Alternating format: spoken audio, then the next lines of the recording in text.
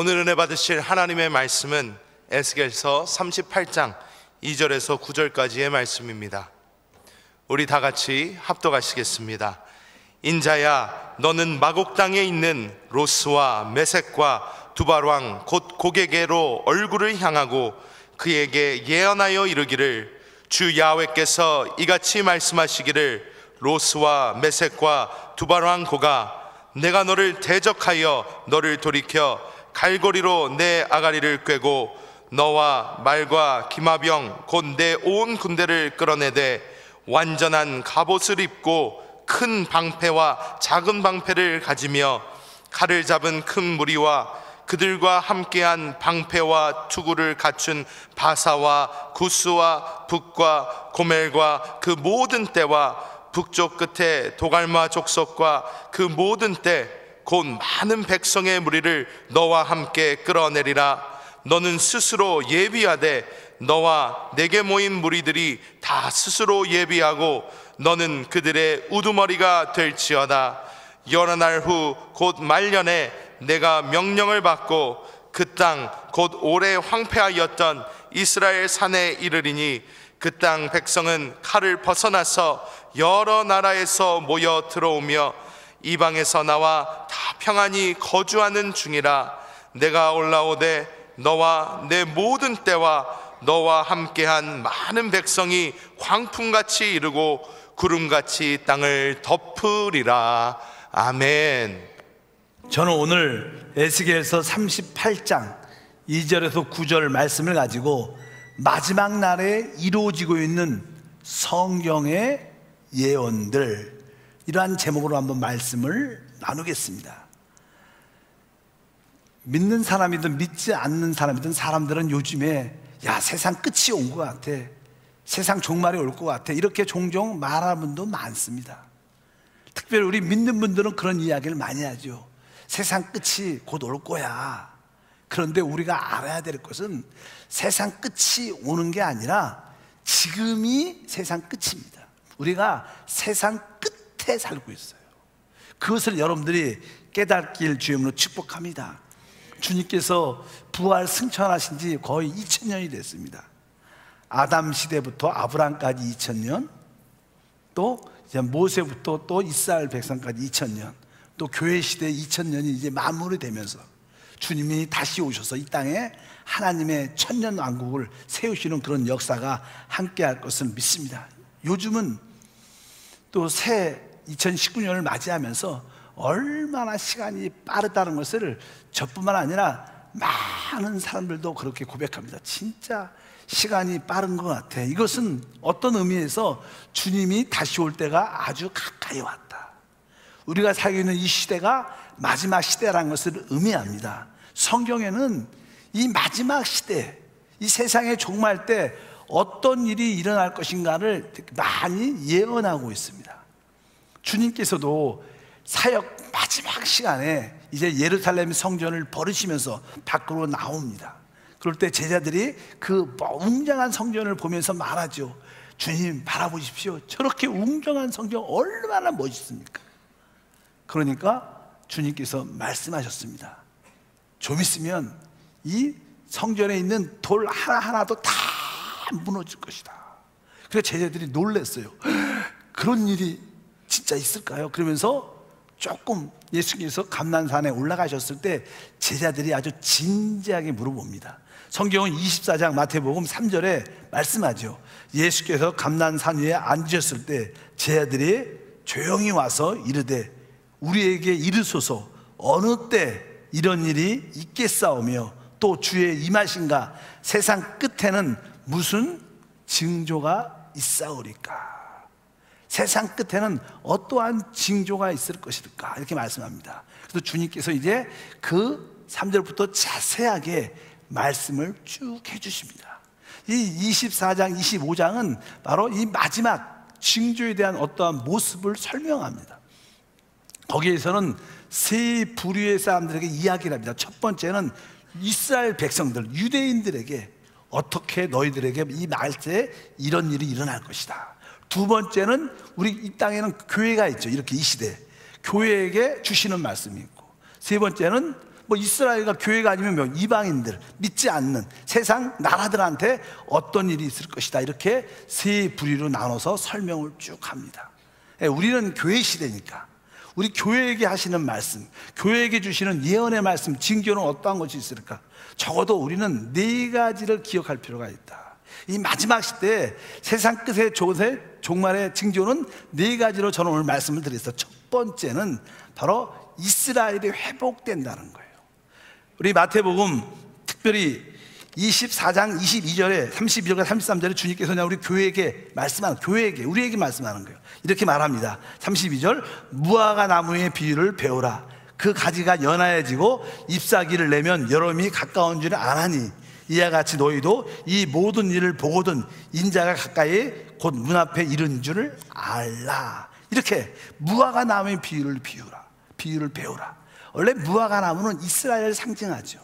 주님께서 이 마지막 주안에 이 무화과 나무를 열매가 없기 때문에 저주를 했어요. 뿌리로부터 말라서 다시는 사람이 먹지 못할 거야. 그 무화과 나무가 말라 비틀어 죽었습니다. 제자들은 그것을 알고 있었어요. 그래서 우리 주님께서 제자들에게 무화과 나무의 비유를 비우라 그러면서 그 가지가 다시 연하여지고 말라 비틀어졌던 그 이스라엘 백성들이 다시 회복될 때 인자가 가까이 온 곳이다, 이렇게 말씀합니다. 실제로 이스라엘 역사를 보게 되면 이스라엘은 주전 특별히 700년 전에 바벨론에 의해서 완전히 멸망을 하게 됩니다. 그리고 나서 바벨론의 포로가 되죠. 근데 하나님의 예레미야 선지자의 말씀처럼 70년 만에 다시 돌아와서 성전을 다시 한번 재건하는 가운데, 그런 시간이 지나는 가운데 예수님이 이 땅에 오십니다. 그 예수님이 오시기 전에 BC 100년 전에 이 이스라엘은 로마 제국의 지배를 받고 있었어요.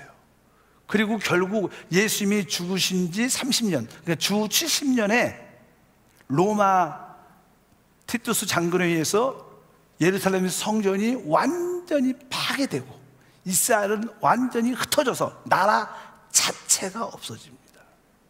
그렇게 무화과 나무가 뿌리로부터 말라 죽었습니다. 그런데 알다시피 우리가 이스라엘 역사를 보면 1948년에 거의 1900년이 지나갔죠. 보통 이 세상의 나라가 어떤 나라의 지배를 받고 있다가 해방됐다, 이런 나라들은 많이 있어요. 우리나라도 그렇죠. 대한민국도 일제 강점기의 기간이 있다가 해방돼서 우리 대한민국이 다시 풀렸어요. 그런데 이렇게 풀린 나라는 있어도 아예 나라가 없어졌다가 다시 생긴 나라는 역사적으로 하나도 없습니다. 근데 이스라엘은 1900년 동안 나라가 없었습니다. 근데 1948년에 독립운동을 통해서 팔레스타인 땅을 바로 다시 얻게 됐어요. 너무 기적적으로 하나님이 역사한 거죠. 그래서 1949년에는 유엔에 가입해서 정식 이스라엘 나라가 등록이 되고 나라가 됩니다. 놀라운 일들이, 1900년 동안 없었던 나라가 1948년에 그 땅을 다시 회복하고 알다시피 49년에 정식 유엔에 등록된 국가가 됩니다. 그러면서 1967년에 6.21 전쟁을 통해서 그동안 갖지 못했던 예루살렘 그 땅을 어느 정도 회복을 하게 돼요. 그래서 지금 예루살렘이 바로 통고의 벽 중심으로 지금 이스라엘이 지금 가지고 있습니다. 근데 거기는 오랫동안 팔레스타인 사람들이, 특별히 모슬렘 사람들이 그 땅을 가지고 있고, 거기에 모스크 사원이 큰, 모스크의 3대 사원 중에 하나인 그 사원이 그곳에 있습니다. 바로 그것이 1967년에 예루살렘을 가졌다는 거예요. 그런 역사가 쭉 있습니다. 그런데 성경에 쭉 보게 되면 그 예루살렘에 하나님의 성전이 재건되는 말씀이 기록이 되어 있어요. 아까 말씀드렸죠. 아까 이스라엘 성전이 세 번, 첫 번째는 주전 968년에 솔로몬을 통해서 하나님의 성전이 한번 지어지고, 그 다음에 바벨론에서 포로 70년 후에 포로 돼갖고 돌아와서 다시 한번 주전 516년에 또 한번 성전이 세워집니다. 결국 그것은 다 무너지죠. 근데 성경에 다시 한번 성전이 예루살렘에 세워질 것이다, 이렇게 예언들. 그래서 이스라엘의 모든 사람들의 꿈은 바로 제3성전이 다시 한번 예루살렘에 세워지는 게 그들의 목표입니다. 그래서 새 예루살렘의 성전을 건축하는 그 위원회가 이스라엘 백성들에게 국가에는 있습니다. 그래서 늘 그것을 준비하고 다 있어요. 이미 우리가 알다시피 지성소에 놓을 하나님의 언약궤 같은 건 이미 다 만들어졌어요. 모든 재료가 다 준비되어 있습니다. 마지막에 이제 그 성전만 건축하는 그 허락만 받으면 되는데, 알다시피 그 예루살렘이 복잡한 지역입니다. 이미 팔레스타인이 오래 살고 있었어요. 거기에는 또 모스크 사원이 있어요. 근데 거기에 통곡의 벽이 있는데 거기에 서로 충돌이 있기 때문에 거기에 하나님의 제3성전을 재건하려면, 다시 건축하려면 그 팔레스타인과 그 주변에 있는 이슬람권의 모든 아랍 국가들이 다 반대를 합니다. 그래서 큰 전쟁이 날 수밖에 없어요. 그래서 늘 세계의 뉴스의 중심이 중동입니다. 늘 중동에 있는 팔레스타인이 또 어디가 이렇게 포를 쐈다, 로켓을 쐈다, 늘 그런 이야기가 TV에 늘 CNN이나 BBC 뉴스에 늘 나오는 것으로 우리가 볼 수 있습니다. 그 문제가 그렇게 쉽게 해결되지 않아요. 그런데 기가 막힌 일이 일어나는데 그 일이 바로 작년입니다. 2018년 5월 달에 어떤 일이 일어났냐면, 다른 일이 아니라 바로 미국 대통령 트럼프가 예루살렘을 이스라엘 수도로 인정을 해줍니다. 어떤 나라, 중동에 있던 어떤 나라도, 세계 어떤 나라도 예루살렘이 이스라엘의 수도라 이렇게 인정은 안 해요. 땅은 가지고 있는데. 그런데 미국 트럼프 대통령이 작년에 이스라엘은 바로 예루살렘은 이스라엘의 수도다 그러면서 미국 대사관을 예루살렘으로 옮깁니다. 그런 큰 사건이 일어나서 많은 사람들이 그것을 반대했어요. 그러나 트럼프는 워낙 강성이니까 몇몇 나라와 함께 대사관을 옮겼습니다. 이것은 뭐예요? 이제 그 이스라엘 땅이 예루살렘이 이스라엘의 수도다, 이것을 공식적으로 인정하는 하나의 큰 역사적인 사건입니다. 그래야 그곳에 하나님의 제3성전이 지어질 수 있는 거예요. 그래서 이제 조만간에 하나님의 제3성전이 거기서 회복될 거예요. 이스라엘 성전을 재건하는 이스라엘 모든 위원회들은 다 준비를 다 하고 있습니다. 하물며 작년 같은 경우에 그들의 재건을 하기 위해서는 하나님께 희생제물을 드려요. 희생제물을 드리려면 진짜 흠이 없고 거룩한 송아지를 드려야 되는데, 그 순수한 혈통의 암송아지를 만들어내는 게 쉽지가 않아요. 그래서 이스라엘 그 성경을 연구하는 사람들은 어떻게 하면 진짜 하나님께 최고의 흠없는 붉은 암송아지를 하나님께 드릴 수 있을까? 왜냐하면 성경에 그 말씀이 기록되어 있어요. 민수기 19장 2절에 보면 이렇게 말씀하죠. 야훼께서 명령하신 법의 율례를 이르느니 이스라엘 자손에게 일러서 온전하여 흠이 없고 아직 멍에를 매지 아니한 붉은 암송아지를 내게로 끌어오게 하며. 그래서 이스라엘 백성들은 제3성전을 이렇게 건축할 때, 재건할 때 이 말씀에 온전하고 흠이 없고 아직 멍에를 매지 않은 붉은 암송아지를 만들어내는, 많이 연구해서 드디어 작년에 그런 붉은 암송아지를 출산했다는 거예요. 아직 그런 암송아지가 몇 마리 없답니다, 세계에. 진짜 흠이 없고 유전자적으로 흠이 없는, 그래서 이스라엘 그 백성들은 다 준비했다는 거예요. 모든 성전을 희생 드릴 수 있는 제물까지 준비가 됐다. 이제 법적으로 문제만 해결되면 되는 거예요. 어떻게 법적으로 문제가 해결될까? 원래 이 정말 중동의 특별히 그 땅, 이스라엘 땅은요, 지금 팔레스타인이 살고 있죠. 늘 싸웁니다. 팔레스타인의 꿈은 뭐냐면 자기가 살고 있는 그 나라, 그 땅이 자기로 합법된 땅이면 되고, 그 다음에 국가로 인정받기를 되게 원해요, 팔레스타인은. 그러나 이스라엘은 하나님이 원하시는 그 제3전을 건축하는 게 그들의 꿈입니다. 전에는 통고의 벽과 지금 이스라엘 사원이 같이 이렇게 땅에 가까운데 근교가 있었기 때문에 만약에 성전을 지려면 이스라엘 사원을 부셔야 됩니다. 이런 생각을 많이 했는데 이스라엘 많은 교수들, 성경을 연구한 사람들이 진짜 솔로몬의 성전이 어디 있느냐 보니까 그 성전을, 이스라엘 사원을 부시지 않아도 바로 진짜 위치는 바로 그 북쪽에 있는 위치라는 거예요. 그래서 이스라엘 사원과 관계가 없는 곳에 재건할 수 있다는 거예요. 그러니까 충돌이 없을 수 있다는 거예요. 누군가가 나타나서 팔레스타인에게 국가로 인정해주고 거기서 나앉고 살도록 해주고, 이스라엘에게는 제3정원을 성전을 건축할 수 있도록 허락해주는 그런 중재의 역할을 누군가가 해주면 그 팔레스타인의 그 복잡한 중도의 문제가 해결될 수 있는 거예요. 그가 세계의 지도자겠죠. 지금 그런 일들이 어떻게 다 준비되어져 가는 거예요. 그래서 바로 하나의 첫 번째 예언은 뭐예요? 무화과 나무의 비유를 배우라. 그래서 그 모든 준비가 지금 작년에 바로 이 이스라엘이 예루살렘을 다시 한번 수도로 인정받으면서 성전을 재건할 수 있는 모든 길들이 하나하나 열리고 있다. 이것이 마지막 하나의 모습인 것을 우리가 기억해야 됩니다. 두 번째, 이 시대의 정세와 비슷한 것은 이제 성경에 또 하나의 이야기가 있는데, 그것은 뭐예요? 옛날 로마 제국이 회복될 거라는 거예요. 옛날에 로마 제국은 유럽을 말합니다. 유럽이 다시 한번 회복될 것이다. 알다시피 유럽은 1차 대전, 2차 대전, 독일의 그 전쟁을 말미암아 이제 나라들이 다 이렇게 분열되고 작아졌어요. 그래서 큰 강대국 나라가 없습니다. 뭐 강한 나라 있지만 조금 나라가 그렇게 크지 않습니다. 옛날에는 막 로마 제국의 통제 그때 강한 나라였었는데, 그래서 성경은 그렇게 말씀합니다. 다니엘서에 보면 이 세계의 역사를 설명을 쭉 합니다. 세계의 역사가 어떤 한 금신상을 가진 한 사람의 모습으로 다 설명을 쭉 다니엘이 주는데, 세계의 역사가 어떻게 시작되냐? 처음에는 이 세계의 역사가 바벨론에 의해서 이 세상이 통치될 것이다. 거기는 다니엘서에 쭉 그런 말씀이 기록이 되어 있어요. 두 번째 예언의 말씀을 쭉 보게 되면 이제 이 바벨론이 누구한테 멸망하냐면 바로 이 두 어깨와 가슴을 가진 메대와 바사, 페르시아에 의해서 이 세상이 지배가 됩니다. 바벨론은 페르시아에 의해서 멸망을 해요.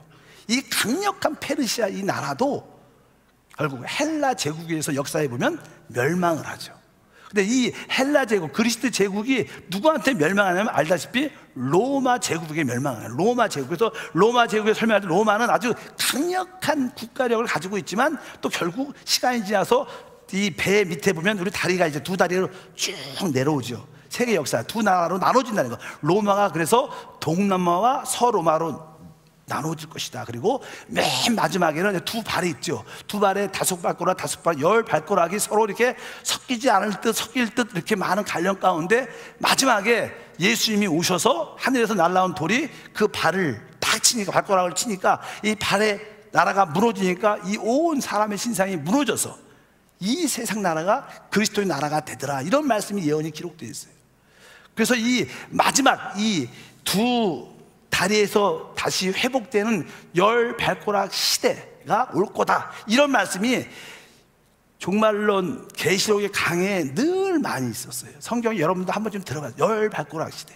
그래서 유럽이 10개 나라가 통합돼 갖고 강력하게 세계에 이끌어가는 그런 지도자가 나올 것이다. 이런 얘기를 많이 했는데, 알다시피 그 유럽이 옛날부터 통합한다 얘기가 많이 있었습니다. 그래서 드디어 오래전부터 유럽이 드디어 경제적인 통합을 한다. 그래서 경제적인 통합을 서로 작성하고 거기 모든 지도자들이 경제적인 통합을 같이 하자. 그래서 유럽 같은 경우에는 여행을 가보면 국가 간에 그런 나라의 국경이 없습니다. 직장도 내가 여기서 다른 나라로 직장을 서로 구할 수 있는 그런 나라가 돼 있어요. 경제적으로는. 그리고 돈도 유로화로 통합돼 있었어요. 그래서 놀라운 일들이 일어났는데, 사실 지금 유럽의 경제적인 통합은 지금 28개 나라가 가입돼 있어요.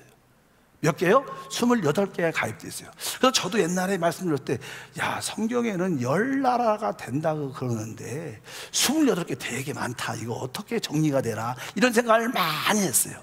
근데 사실 어떤 한 국가가 어떤 정체성을 갖고 국가가 이루어지려면 중요한 요소가 뭐냐면 군대입니다. 군대가 우리나라도 이 국방력이 중요하잖아요. 군대가 가장, 일본도 늘 자위대, 국가, 이 군대가 있어야지 그 나라를 지킬 수 있는 겁니다.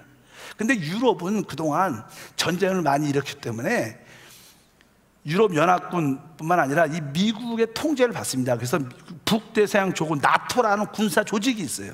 그래서 유럽은 자기 군대를 잘 못 가져요, 각자가. 왜? 나토라는 공동적인 북대서양 조약을 만들어서 미국 통자의 모든 군대를 관리하고 지켜주고, 그래서 트럼프가 가서 왜 독일은 돈도 많이 버는데 왜 국방비를 조금 내느냐, 많이 내야 된다. 영국도 그렇고 여기에 유럽에 있는 나라들은 국방비 많이 지출해야 되니까 막 트럼프하고 싸웁니다. 그래서 대부분 이제 트럼프하고 유럽하고 사이가 안 좋아요.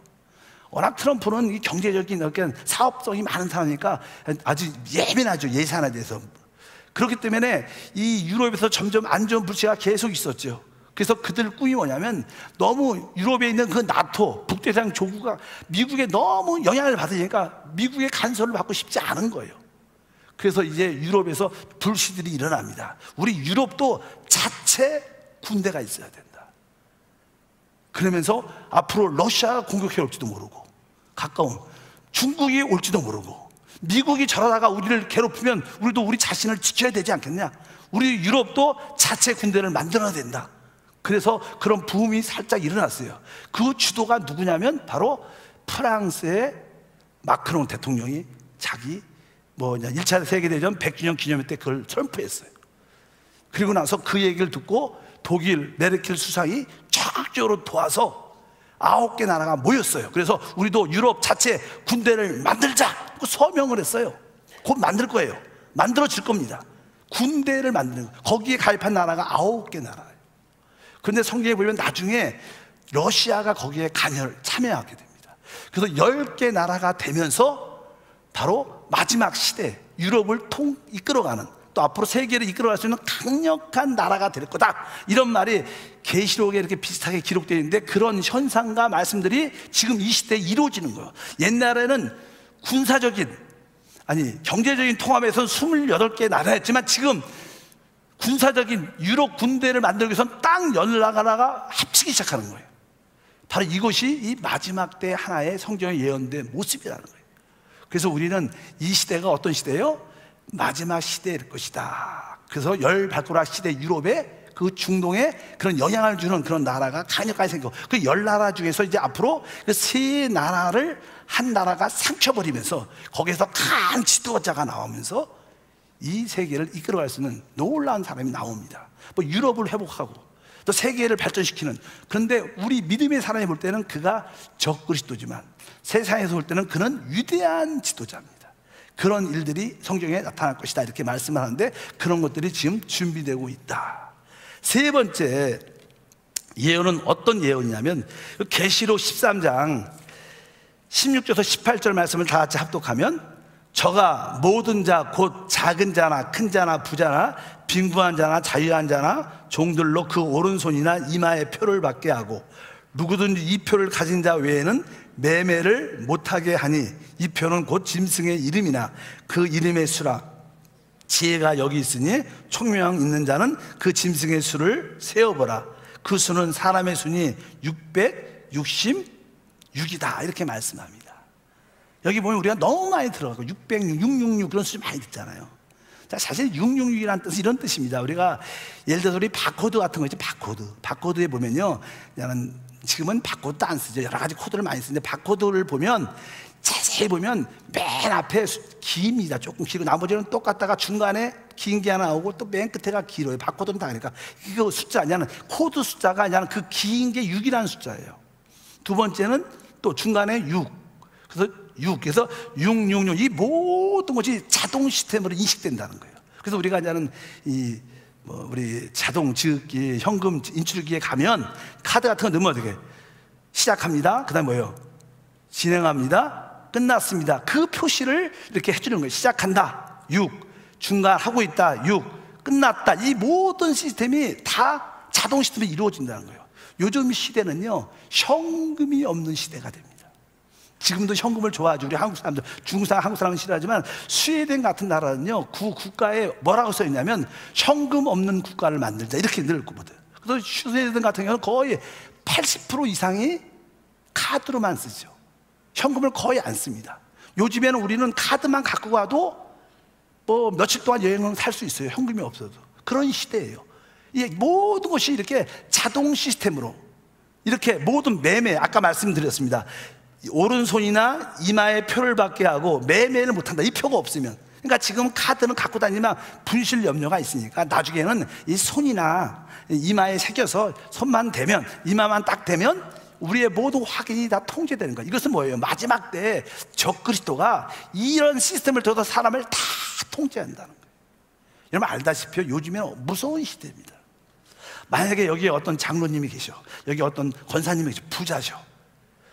여러분 우리 국세청에서 여러분의 주민등록증만 딱 치면요, 여러분들이 돈을 한 달에 얼마 썼고 돈이 얼마 있고 부동산이 얼마 있고 다 나오는 시대에 살고 있어요. 그래서 한국 사람들은 현금을 좋아해. 부자들은 돈을 왜? 그건 걸리질 않으니까.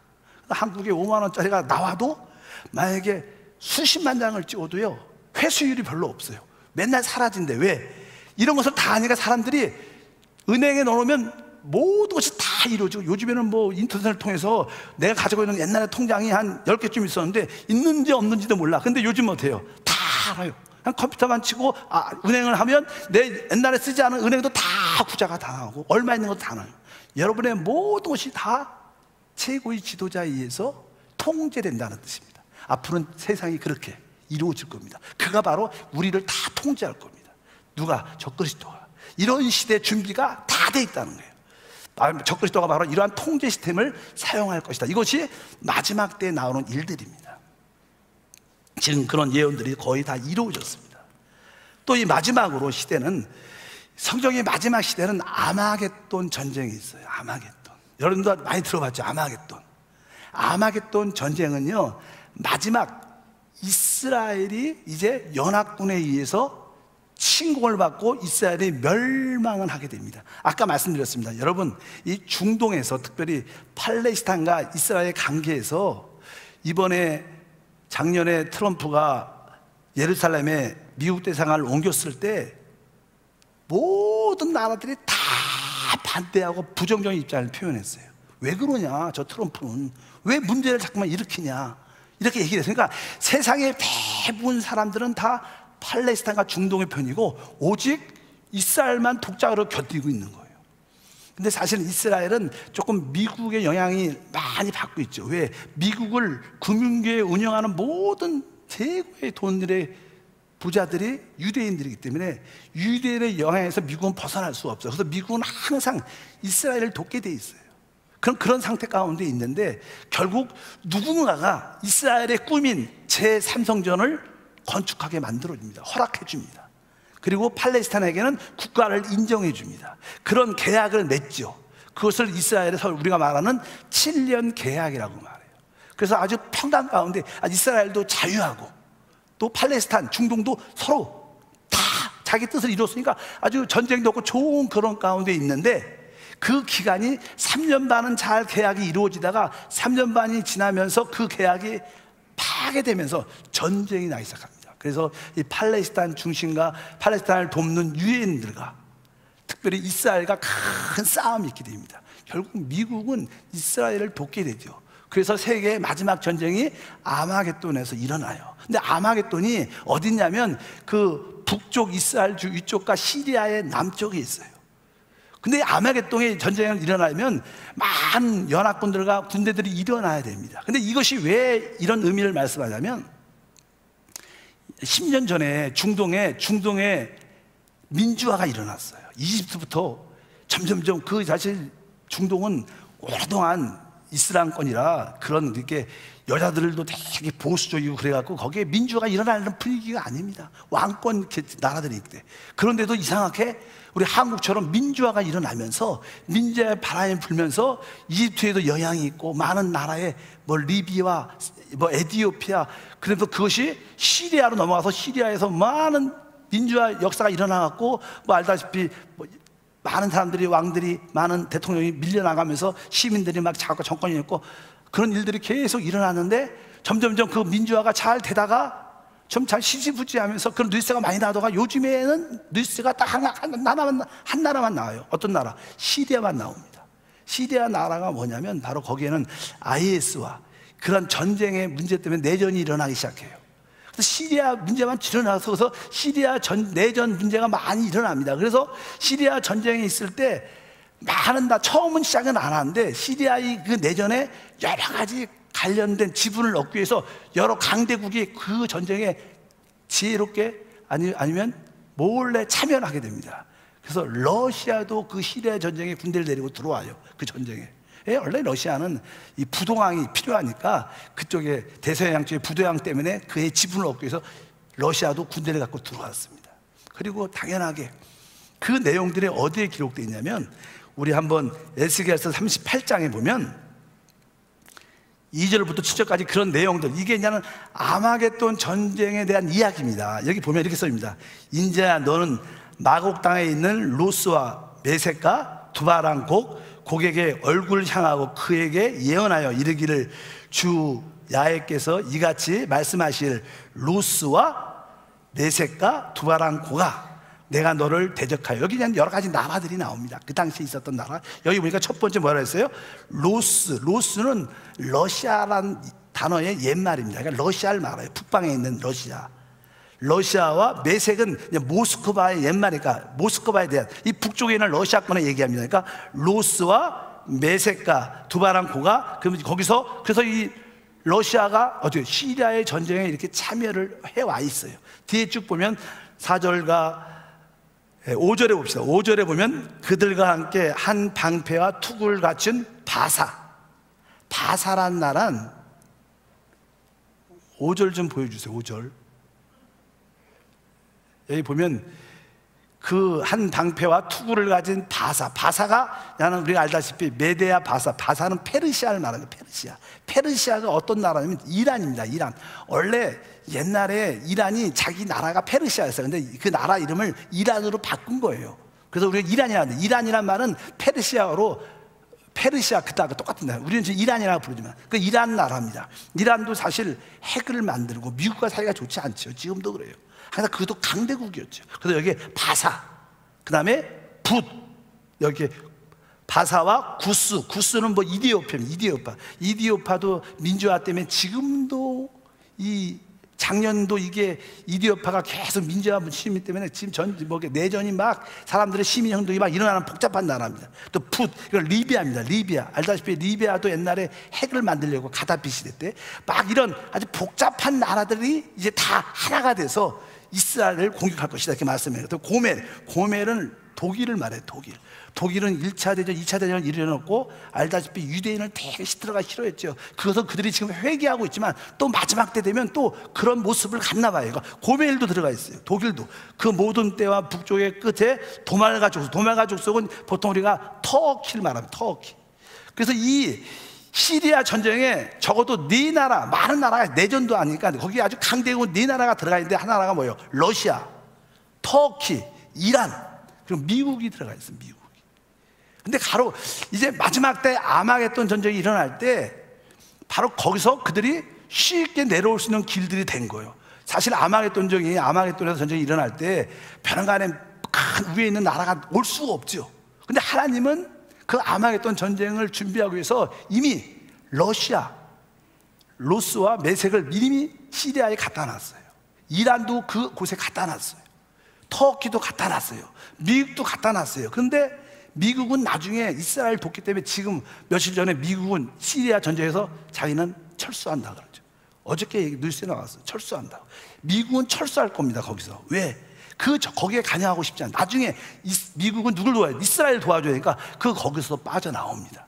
거기에 그냥 많은 유엔 연합국들과 특별히 여기 나오는 나라들이 팔레스타인을 돕기 위해서 이스라엘 공격하는 전쟁이 바로 아마겟돈 전쟁이라고 우리가 말씀드렸는데, 이런 일들이 아마겟돈 전쟁을 위해서 시리아에 내전이 생긴 거고, 거기에 앞으로 공격해올 나라, 오늘 말씀에 있는 러시아도 내려와 있죠. 이란도 거기에 간섭돼 있죠. 터키도 간섭돼 있죠. 그리고 어디 리비아, 이디오피아 아주 이렇게 복잡하고 싸움 잘하는 그런 또 회교에 관련된 그런 나라들이 거기서 뭉쳐 있다가 유엔과 하나가 딱 돼서 이스라엘을 공격하기로 작정을 하죠. 그것을 성경에서는 아마겟돈 전쟁이라고 말씀합니다. 그런 이런 일들이 지금 우리가 살고 있는 이 시대에 그대로 일어나고 있는 거예요. 이것은 뭐예요? 아마겟돈 전쟁이 그렇게 많이 남지 않았다는 거예요. 그때 아마겟돈이 시작되면 그때 주님이 오시는 거예요. 그래서 주님이 그때 오시기 전에 우리 믿는 사람들은 어떻게 돼요? 이기는 자들로서 휴거가 된다는 말을 해요. 휴거. 휴거란 말이 거기서 나오는 휴거. 우리가 휴거. 그러니까 주님이 오시기 전에 우리는 이 땅의 대환란을 피하도록 하나님이 하나님 백성을 휴거시킨다는 거예요. 이 뜻은 우리가 살고 있는 이 시대가 마지막 시대라는 거예요. 그렇게 뭐 20년 이상 그렇게 남지 않았어요. 이 일이 빨리 진행될 겁니다. 이미 아마겟돈 전쟁을 위해서 시리아의 군대들을 다 모아놨어요. 전쟁만 나면 그 군대들이 쭉 내려올 겁니다. 또 밑에서도 올라올 거고. 근데 그 전쟁이 아까 말씀드린 어느 때? 이때 제3성전이 세워질 때, 그리고 나서 제3성전이 예루살렘에 세워지고 나서 3년 반 후에 그 사건이 터지는 거예요. 그때 3년 반 후에 아주 세계에 강력한 지도자가 나타나서 이 세계를 통치할 거예요. 아직은 적그리스도 또한 누군지를 모르죠. 다만 이 아까 이 유럽 군대 10나라에 있는 한 사람 중에 될 겁니다. 그 지도자가 처음에는 그가 약한 모습을 갖고 있지만 그가 나중에 한번 크게 상처를 받다가 누구에게 테러를 당합니다. 성경은 계시록에 나와 있어요. 한 사람이 테러를 당하죠. 그 사람 지도자가. 그가 죽어요. 총을 맞든지 칼에 상하든지. 그래서 뉴스에 크게 나죠. 아, 누구 대통령이 누구 수상이 죽었대더라. 테러가 그렇게 나쁜 것이다. 근데 그 사람이 3일 지났는데 살아나. 기가 막히게 살아나. 그러고 나서 그 살아날 때 그에게 성경에 적그리스도 영이 사단이 들어갑니다. 그러면서 그가 일어나면서 놀라운 능력을 갖게 되면서 내가 그리스도다 이렇게 말해요. 내가 이 세상을 구원할 자다. 근데 진짜 능력이 있는 거예요. 근데 우리 믿는 사람은 우리 그리스도를 알잖아요. 세상 사람들은 그를 그리스도라고 보지만 우리는 뭐예요? 그가 적그리스도예요. 이 일들이 지금 우리 가운데 일어나는 현실에 우리가 살고 있어요. 믿으시면 아멘. 아까 이스라엘 나라가 회복되고 있어요. 여러분, 아까 유럽의 군대, 열 발가락 시대가 군대가 창설되면서 만들어지고 있어요. 모든 시스템, 매매하는 시스템이 모든 전자 시스템으로 통제되기 시작했습니다. 그리고 마지막에 아마겟돈 전쟁을 위해서 시리아 내전 같은데 거기에 아마겟돈 전쟁을 위해서 하나님이 다 군대를 모아놨어요. 이제 저기서 유브라데강을 넘어서 조금만 내려오면 아마겟돈 전쟁이 이루어질 수 있는 거예요. 모든 환경은 준비가 됐어요. 단 하나, 이제 예루살렘에 이스라엘의 제3성전이 세워지는 일을 누군가가 도와줄 겁니다. 그것을 트럼프가 도와주든 아니면 유럽의 최고의 그 10개 나라 중에서 최고의 지도자가 도와주든 팔레스타인과 협의를 해갖고 그것을 도와줄 거예요. 그런 일이 있다가 3년 만에 적그리스도가 나타나서 이 세상을 통치할 것이다. 바로 그 전에 주님이 오실 줄 믿습니다. 세상에 7년 대환란이 오기 전에 우리는 어떻게 돼요? 휴거돼야 된다는 거예요. 성경에 하나님의 뜻이 무엇이냐? 이 땅의 교회들은 이 대환란을 통과하지 않고 휴거를 받아야 된다는 거예요. 대환란에서 벗어나는 게 하나님의 뜻이고, 이 휴거를 받기 위해서 우리가 어떻게 해야 되냐? 하나님 말씀을 끝까지 지키고 우리가 깨어서 기도하고 있어야 된다는 거예요. 성경 그렇게 말씀하는 줄 믿습니다. 그래서 여러분들이 그런 마음의 결단을 가지고 달려가야 될 것이다.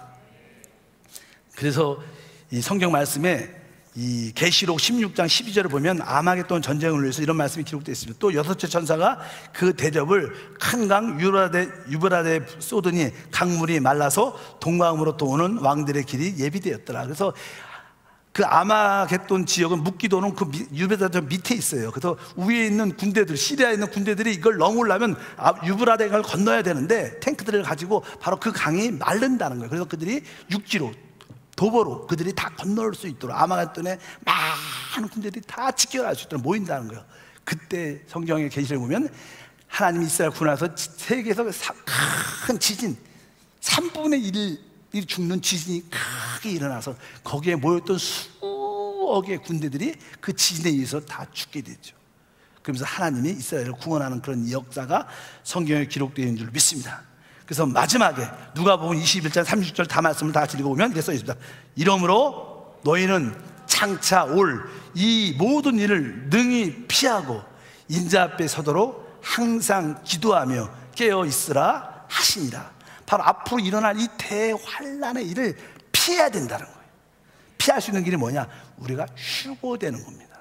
그것이 우리 믿는 사람들의 구원의 길인 줄 믿습니다. 우리는 그런 마지막 시대에 살고 있다. 그런 위기감도 있어야 된다는 거예요. 너무 예수를 편하게 믿으면 안 됩니다. 지금은 조금 위기감이 있어야 돼요.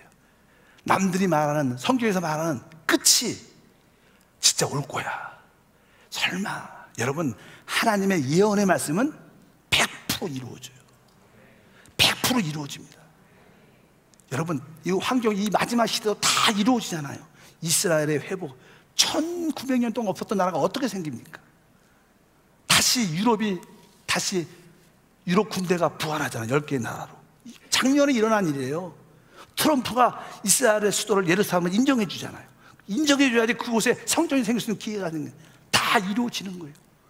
이스라엘 전쟁을, 아니 아마겟돈 전쟁을 위해서 그 아마겟돈 바로 위에 있는 시리아 나라에 군대를 모집해놔요. 다 모아놓는 거예요. 지금 거의 IS 전쟁 끝났어요. 거의 끝났는데도 러시아 철수 안 합니다. 터키 철수 안 합니다. 이란도 철수 안 해요.